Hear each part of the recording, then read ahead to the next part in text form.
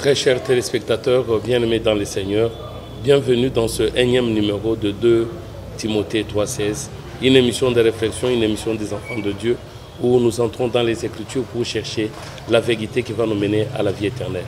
Nous allons commencer par la prière. Nous te bénissons, tendre Père, Dieu d'Abraham, d'Isaac et de Jacob. Merci Seigneur de cette opportunité que tu nous accordes pour parler de ta part. Nous demandons que tu nous inspires de ta sagesse et de ton intelligence. Attire également l'attention de ceux qui vont nous suivre. Dans le nom de Jésus, nous avons ainsi prié. Amen. Bien-aimés dans le Seigneur, comme d'habitude, nous avons toujours invité que tous ceux-là qui nous suivent apprêtent leur Bible, leur bloc-notes et de quoi écrire. Pourquoi? Parce que nous voudrions bien que vous puissiez réagir comme le juif de Bérée. Nous sommes dans Acte 17, le 11e verset. Acte 17, 11. Ces Juifs avaient des sentiments plus nobles que ceux de Thessalonique. On dit le juif de Bérée avait des sentiments plus nobles que ceux des Thessaloniques. Ils reçurent la parole avec beaucoup d'empressement. Ils ont reçu la parole de Dieu avec beaucoup d'empressement. Et ils examinaient chaque jour les Écritures. Ils examinaient chaque jour les Écritures. Pour voir si ce qu'on leur disait était exact. C'était pour voir si ce qu'on leur disait était exact. Bien-aimés dans le Seigneur, ayez la culture des lectures et principalement de lire les Écritures saintes, bien-aimés dans le Seigneur. Pourquoi? Parce que celui qui lit a une récompense. Quelle est cette récompense? Josué 1, le 8e verset. Josué 1, 8. Que ce livre de la loi ne s'éloigne point de ta bouche. Que ce livre de la loi ne soit point loin de ta bouche. Médite-le jour et nuit. Tu dois le méditer jour et nuit. Pour agir fidèlement selon tout ce qui est écrit. Pour que tu agisses fidèlement selon tout ce qui est écrit. Car c'est alors que tu auras du succès dans tes entreprises. C'est alors que tu auras du succès dans tes entreprises. C'est alors que tu réussiras. D'accord, c'est que pour que l'homme réussisse dans ses entreprises, pour que l'homme ait du succès, qu'il ait la réussite, il est appelé à lire, à méditer et à mettre en pratique. Alors, nous allons continuer avec notre sujet sur le voile. C'est quoi le voile, bien-aimé dans le Seigneur? Nous allons prendre le livre de Matthieu, chapitre 27. Matthieu 27, 50, jusqu'au verset 57. Jésus poussa de nouveau un grand cri Oui. et rendit l'âme, et rendit l'esprit. On dit Jésus va pousser un grand cri et il va rendre l'esprit. Et Voici, le voile du temple se déchira en deux. il y a le voile qui était dans le temple qui va se déchirer en deux. Depuis le haut jusqu'en bas. Depuis le haut jusqu'en bas. La terre trembla. La terre trembla. Les rochers se fendirent. Les rochers se fendirent. Les sépulcres s'ouvrirent. Les sépulcres s'ouvrirent. Et plusieurs corps de saints qui étaient morts ressuscitèrent. On dit le corps de saints, plusieurs corps de saints qui étaient morts ressuscitèrent, oui. Étant sortis des sépulcres après la résurrection de Jésus. Donc quand ils ont après les tremblements de terre, il y a eu résurrection. Mais on dit que, je ne sais pas, bien aimé dans le Seigneur, est-ce qu'ils sont restés dans le tombeau en train d'attendre? Ou bien on dit, après que Jésus ait ressuscité, ils vont sortir aussi des tombeaux, bien aimé dans le Seigneur. Dans quel état ces gens-là pouvaient, parce qu'on dit plusieurs saints, le corps de plusieurs saints qui étaient morts ressuscitèrent. Et étant sortis de leur sépulcre après la résurrection de Jésus-Christ, oui. Donc ils entrèrent dans la ville sainte. Ils vont entrer dans la ville sainte. Et apparurent à un grand nombre de personnes. Ils vont apparaître devant un plus grand nombre de personnes. Notre sujet, c'est le voile. Bien-aimés dans le Seigneur, le voile qui était dans le temple, on dit ce voile s'est fendu, s'est déchiré de haut jusqu'en bas. Mais comment ce voile-là? Le voile-là séparait le lieu saint du lieu très saint. Mais ce voile-là séparé, c'est déchiré. Alors nous allons partir dans le livre d'Hébreux, commencer par le premier verset. Hébreux 9, 1. Jusqu'au même 7. La première alliance avait donc des ordonnances relatives au culte. Oui. Et un sanctuaire terrestre. On dit la première alliance avait des ordonnances relatives à un culte, oui. Et un sanctuaire terrestre. Il y avait aussi un sanctuaire terrestre qu'on avait bâti, oui. En effet, un tabernacle fut construit. Un tabernacle fut construit. Dans la partie antérieure appelée le lieu saint. Dans la partie antérieure appelée le lieu saint. Était le chandelier. Il y avait le porte-bougie ou bien le chandelier. La table et les pains de proposition. Il y avait la table et le pain de proposition. Derrière le second voile se trouvait la partie du tabernacle. On dit derrière les seconds voiles, bien aimé dans le Seigneur. On dit quand Jésus a rendu l'âme, il a poussé un grand cri, il a rendu son esprit. Le voile se déchira en deux, depuis le haut jusqu'en bas. Alors, ici on nous montre que il y avait le sanctuaire qui avait été bâti. On a construit un tabernacle et le lieu saint était séparé du lieu très saint. Alors, le voile qui s'est déchiré, maintenant c'est pour que ceux qui étaient dans le lieu saint accèdent directement dans le lieu très saint. Oui, allons-y. Hein? Donc derrière le second voile se trouvait la partie du tabernacle appelée le Saint des Saints. On dit il y avait la dernière partie ou la partie du tabernacle qu'on appelle le Saint de Saints. C'est le lieu très saint, oui. Enfermant l'encensoir d'or pour les parfums. Il y avait l'encensoir d'or pour les parfums. Et l'arche de l'Alliance. Il y avait aussi l'arche de l'Alliance. Entièrement recouverte d'or. C'était recouverte d'or. Il y avait dans l'arche un vase d'or. Il y avait un vase d'or. Contenant la manne. Qui contenait la manne.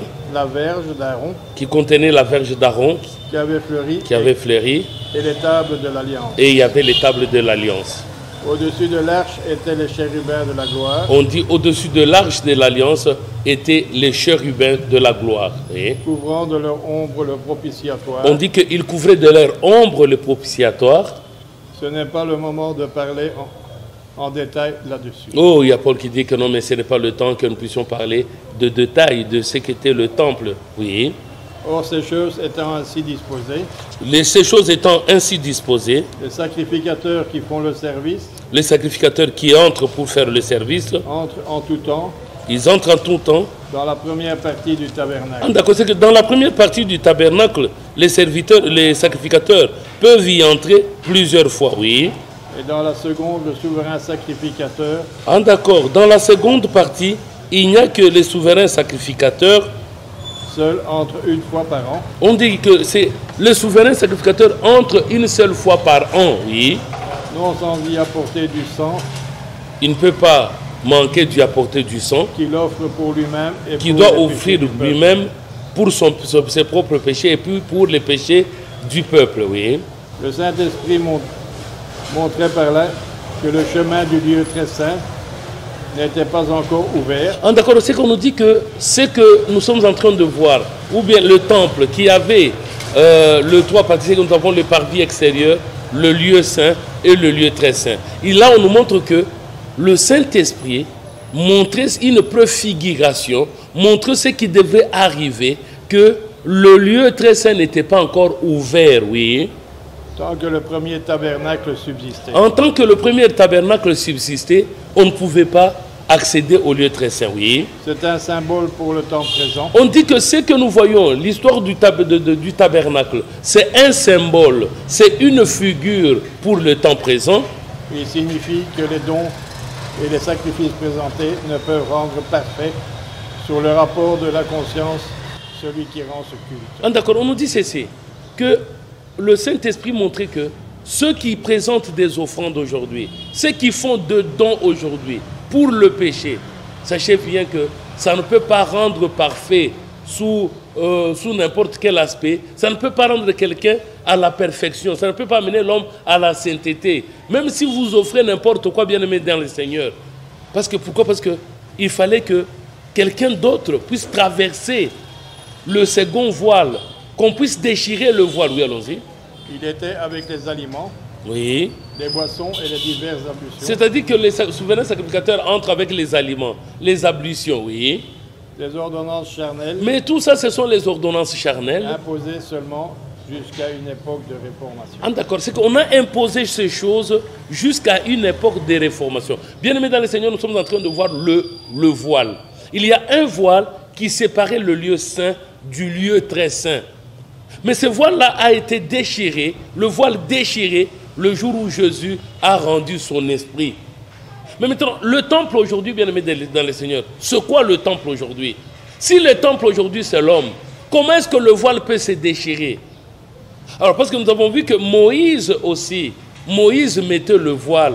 Quand Moïse mettait le voile, c'était pour quelle mission? Nous allons prendre d'abord le livre de Corinthiens. 2 Corinthiens.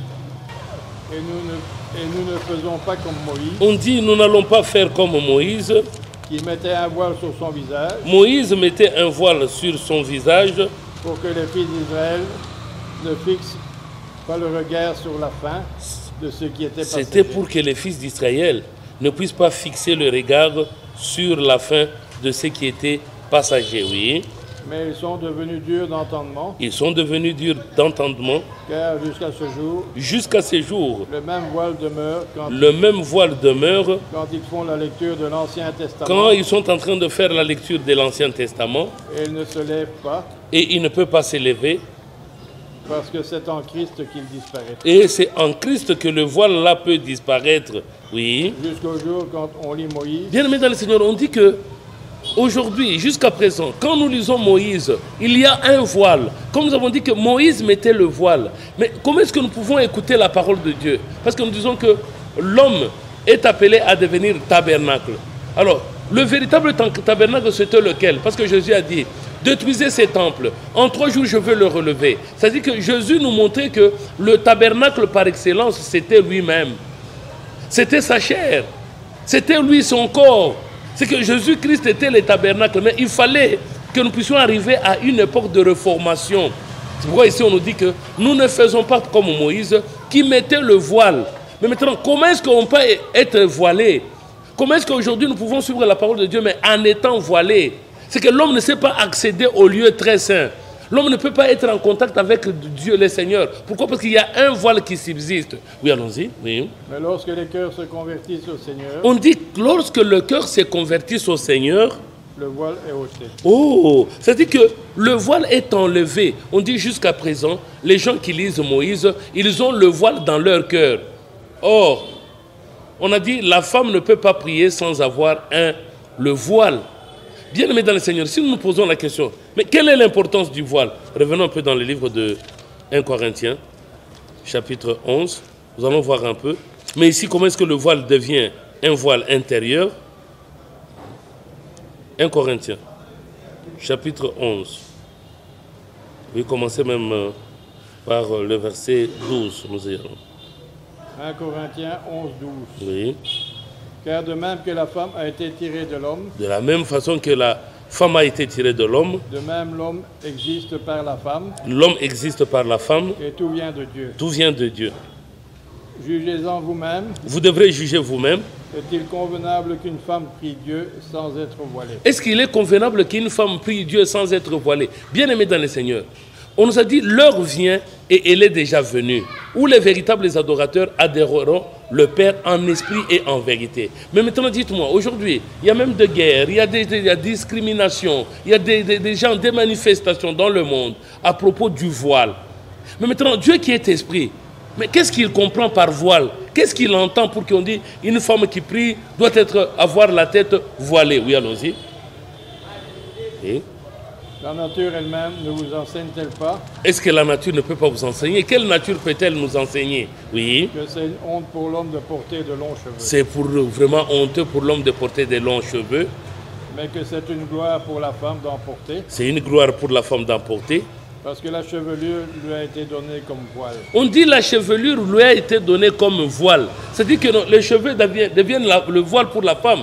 Oui, allons-y. Si quelqu'un se plaît à contester, Si quelqu'un se met à contester, nous n'avons pas cette habitude, oui. pas plus que les églises de Dieu. Ah, d'accord, bien aimé dans le Seigneur. Si nous revenons, nous allons voir que on dit que l'homme ne peut pas porter le voile. Revenons au verset 3, toujours le même chapitre 3. Je veux cependant que vous sachiez que Christ est le chef de tout homme Christ est celui le chef de tout homme. et que l'homme est le chef de la femme L'homme est le chef de la femme. et que Dieu est le chef de Christ. Dieu, c'est lui le chef de Christ. Tout homme qui prie ou qui prophétise la tête couverte Tout homme qui prie ou qui prophétise la tête ouverte déshonore son chef. est en train de déshonorer son chef, oui. Toute femme au contraire qui prie ou qui prophétise la tête non voilée déshonore son chef. Bien aimé dans le Seigneur, c'est quoi le voile? Nous devons maintenant comprendre, c'est quoi le voile que la femme devrait porter pour marquer l'autorité? Parce que on dit que le voile là, c'est ça la marque de l'autorité dont dépend la femme. Oui, allons-y, on continue. Oui. c'est comme si elle était rasée. Si elle ne porte pas le voile, c'est qu'elle est rasée. Mais en lisant au verset 12 jusqu'à 14, on a dit que les cheveux servent déjà de voile. Oui, allons-y. Car si une femme n'est pas voilée, Si une femme n'est pas voilée, qu'elle se coupe aussi les cheveux. qu'elle se coupe aussi les cheveux, oui. Or, s'il est honteux pour une femme d'avoir les cheveux coupés Oui. ou d'être rasée, qu'elle se voile. Mhm. L'homme ne doit pas se couvrir la tête L'homme ne peut pas se couvrir la tête.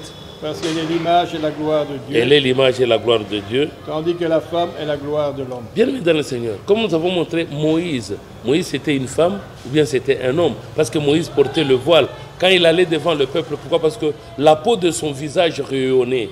Le peuple a demandé, vous voyez que comme ça rayonnait, Moïse mettait le voile. Et quand il entrait dans le tabernacle, il enlevait le voile. Bien-aimé dans le Seigneur, c'est quoi le voile? Pourquoi le voile?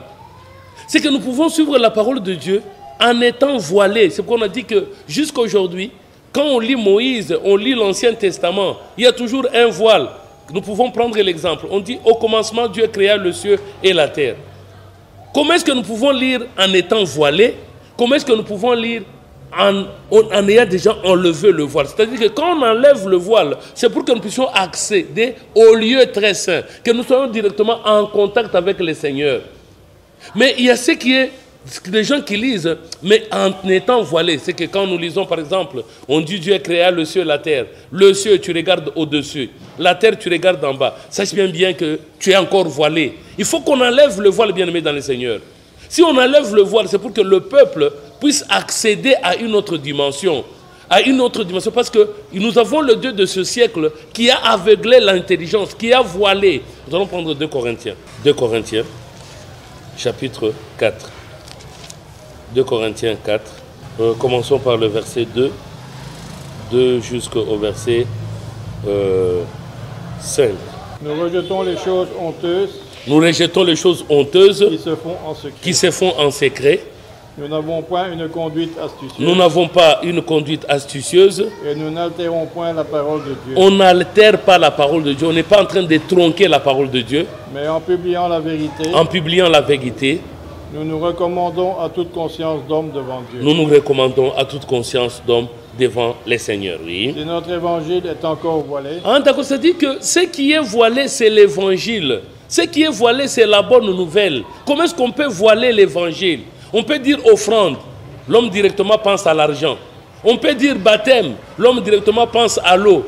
Nous pouvons dire par exemple voile, il pense mouchoir de tête. On dit si l'évangile est encore voilé, c'est-à-dire qu'on doit enlever le voile. C'est pourquoi quand le Christ rend l'âme, quand il rend son esprit, il fallait que le voile soit déchiré. C'est-à-dire qu'il faudrait que maintenant l'évangile soit dévoilé. On dit que si notre évangile est encore voilé, si la bonne nouvelle est encore voilée, c'est-à-dire que les gens ne voient pas, donc ils ne voient pas la réalité. Les gens ne voient que les images et l'ombre. Oui, allons-y.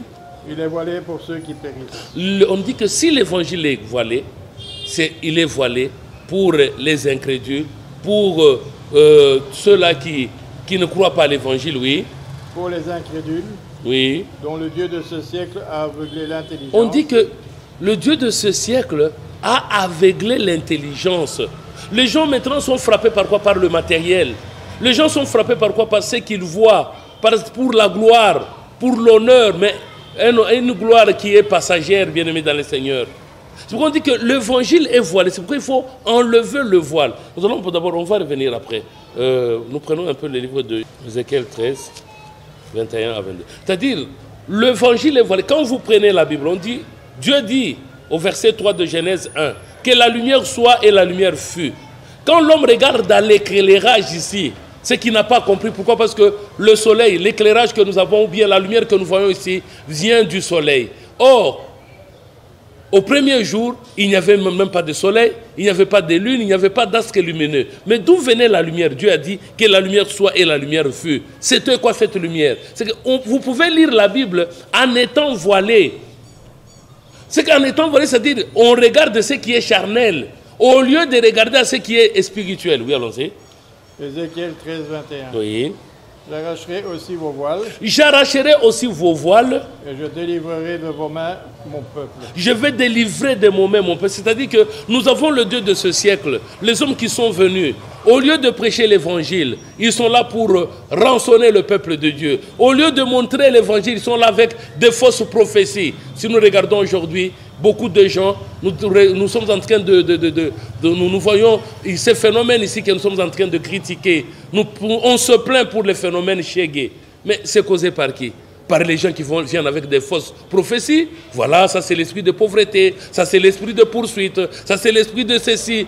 Plusieurs esprits. Pourquoi ne pas aussi créer, ça c'est l'esprit de... Pourquoi ne pas créer l'esprit par exemple de richesse? Ça c'est l'esprit de prospérité. Ça c'est l'esprit, non, ce ne sont que des esprits dans le négatif. Mais même des esprits que Dieu n'a pas créés. Ici on les a créés. C'est comme nous disons que Dieu voudrait enlever, il veut détruire le voile. Ce qui est en train d'aveugler le peuple de Dieu. Regardez un peu ce que les hommes font aujourd'hui. Nous avons les réseaux sociaux. Au lieu de les utiliser pour la gloire du Seigneur, mais la plupart c'est quoi? Pour leur propre gloire. Et la plupart des gens, vous allez voir qu'ils peuvent s'en passer de lire la Bible. Ils peuvent s'en passer de suivre la parole de Dieu. Mais ils ne peuvent pas oublier de charger son téléphone. Ils ne peuvent pas oublier de regarder la messagerie ou bien de consulter la boîte, le message électronique. Bien-aimés dans le Seigneur, vous devrez savoir que pendant votre temps, de votre pèlerinage ici sur terre, il faut que vous puissiez rechercher le Seigneur. Chercher à le connaître profondément. Chercher à connaître c'est quoi sa volonté. Alors Dieu a caché sa pensée dans les Écritures. Il s'est caché. C'est quoi l'Écriture voile le peuple. Quand tu vois l'Écriture, tu penses, on dit par exemple montagne. Tu regardes dans le relief, tu vois la montagne. Or quand Dieu parle de montagne, il parle de la montagne sur le plan spirituel. Quand Dieu va parler de l'eau, il parle de l'eau sur le plan spirituel. Oui, allons-y. Ils ne serviront plus de pièges entre vos mains. Ils ne serviront plus de pièges entre vos mains. Et vous saurez que je suis l'Éternel. C'est-à-dire que le Christ est venu, c'est pour enlever le voile. C'est que quand on enlève le voile, l'homme commence à voir clairement les choses. Mais nous devrons maintenant comprendre pourquoi, qui a mis ce voile. Pourquoi le voile, bien-aimé dans le Seigneur? Nous allons prendre le livre d'abord d'Ésaïe, chapitre 6. Ésaïe 6.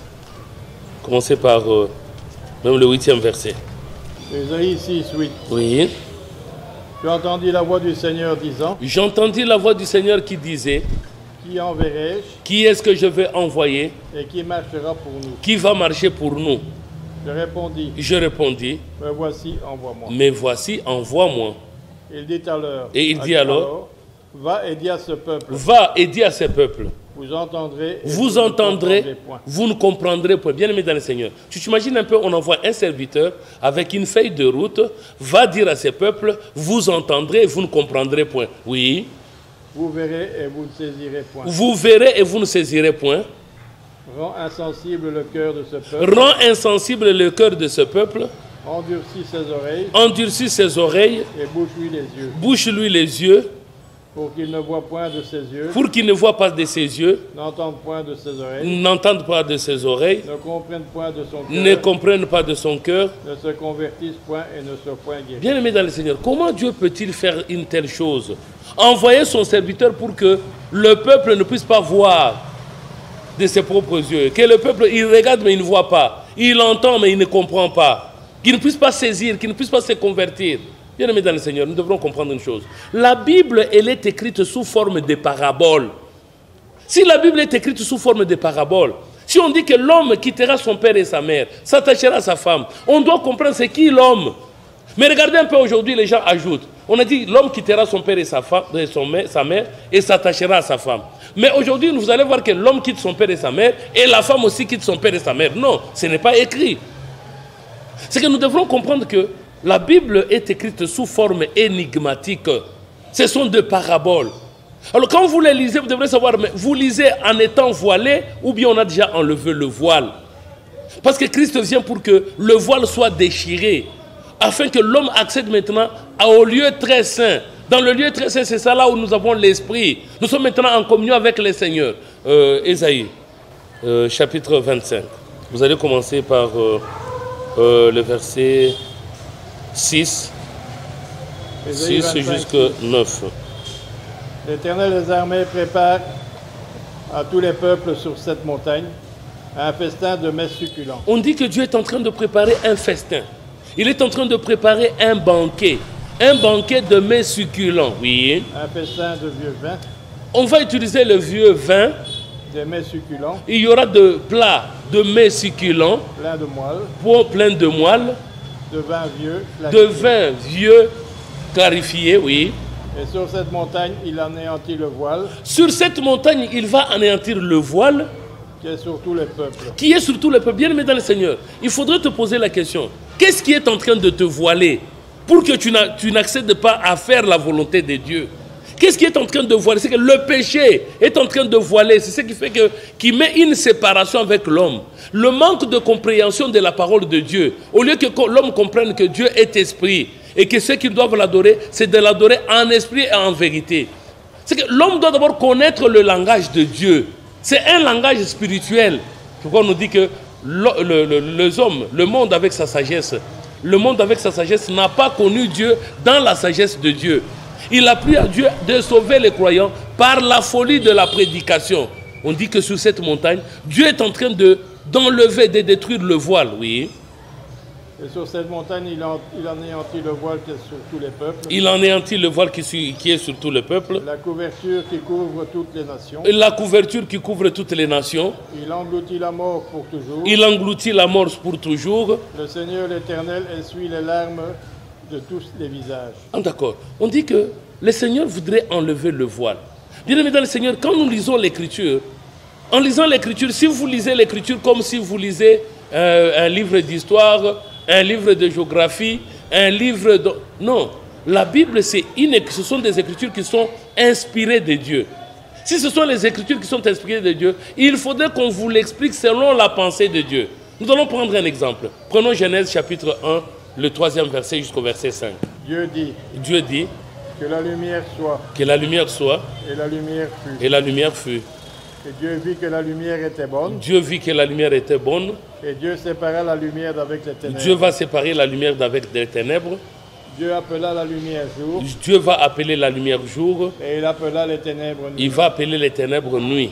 Ainsi, il y eut un soir, il y eut un matin, ce fut le premier jour. On dit que Dieu a dit que la lumière soit et la lumière fut. Comme nous avons dit ici que pour celui qui est voilé, quand nous disons la lumière, il regarde à l'éclairage. Mais on dit que Dieu appelait Dieu vu que la lumière était bonne. Qu'est-ce que Dieu appelle lumière, bien-aimé dans le Seigneur? Si nous allons dans le livre de Jean 8, 12e verset nous dit quoi? Nous vous disons maintenant, pour l'homme, il voit l'éclairage, il voit la lumière de la lampe torche, du soleil. Non, Dieu parle d'autre chose. Oui, allons-y. Jésus leur parla de nouveau et dit, Jésus va leur parler de nouveau en disant, je suis la lumière du monde. je suis la lumière du monde, oui. Celui qui me suit ne marchera pas dans les Celui qui ténèbres, me suit ne marchera pas dans le ténèbre. mais il aura la lumière de la vie. Mais c'est quoi la lumière, bien-aimée dans le Seigneur? Parce qu'on dit que Dieu a dit que la lumière soit et la lumière fut. Nous devrons comprendre que c'est quoi la lumière. Nous allons prendre le verset Jean, toujours 1, le 3e verset. Donc, 3e au 4e verset. Jean 1, Jean 1, 3. oui, à 4.